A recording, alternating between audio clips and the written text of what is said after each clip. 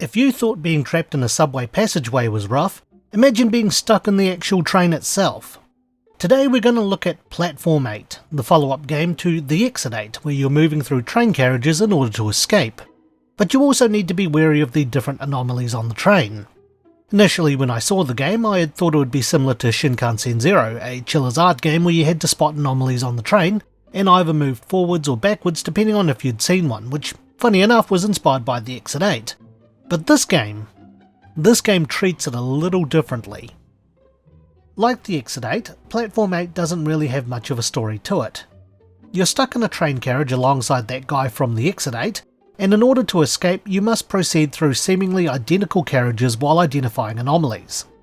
However, unlike The Exit 8 where you have to turn around and go back when you see an anomaly, this game has you try to deal with the anomaly or avoid it to make it to the next carriage. Since you're now stuck with the anomaly and have to get past it, the game most certainly leans more towards the horror aspect than in The Exit 8, while still giving you that uneasy feeling liminal spaces are well known for.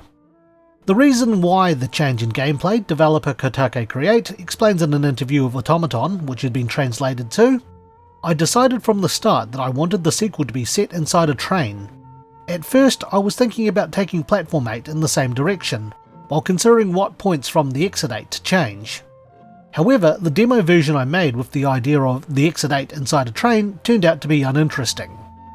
In the interview, the initial idea was to sit down in a carriage where there were no anomalies to move to the next station, but if you got it wrong you would return to the first one.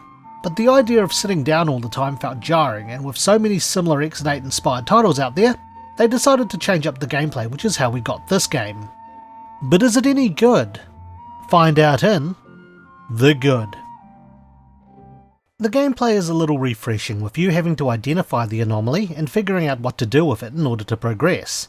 Some may be as simple as finding the anomaly or even just moving on to the next carriage, while others may require you to avoid the anomaly or solve a little puzzle to proceed.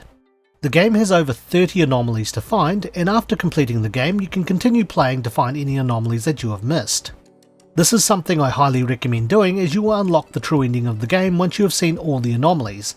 And thankfully, when going through what's left, the game will only throw the anomalies you haven't encountered yet, or ones that you have failed to bypass at you, so there's no frustration in dealing with the ones you've seen before.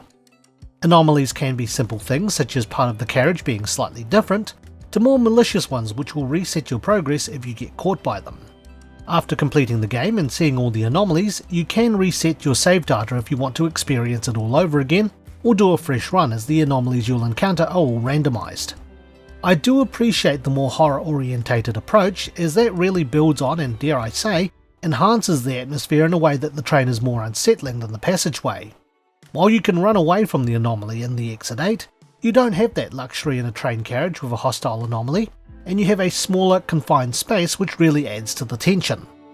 The game does an excellent job of deviating from how The Exit 8 operated while keeping the core mechanic intact. However, the game does have its faults, so let's look at those in The Bad.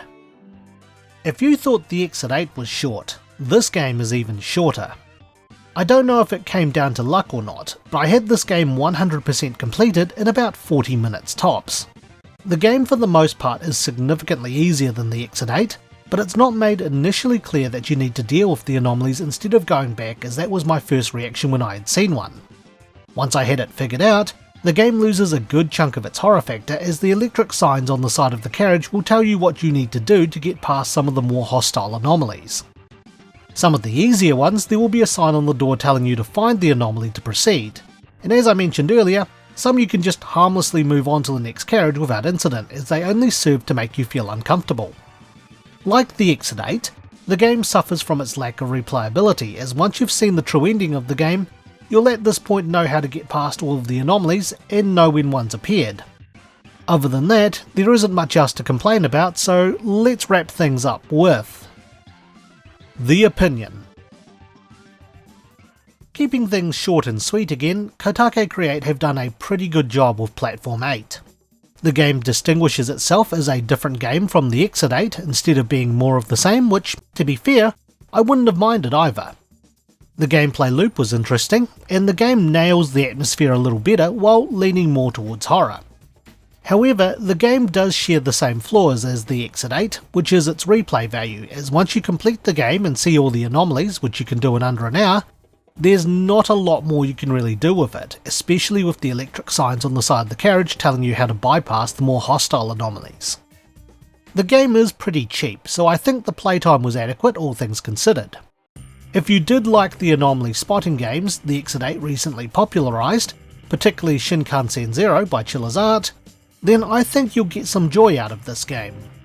So with that, it's time for my rating. I would give Platform 8 this guy filming me on the train out of 10. Thanks for watching and stay tuned for the next Infinite Backlog review. If you enjoyed today's review, feel free to check out some of our other videos and subscribe for more. You can also follow us on Twitter, Instagram and our Facebook page. Once again, thank you for watching.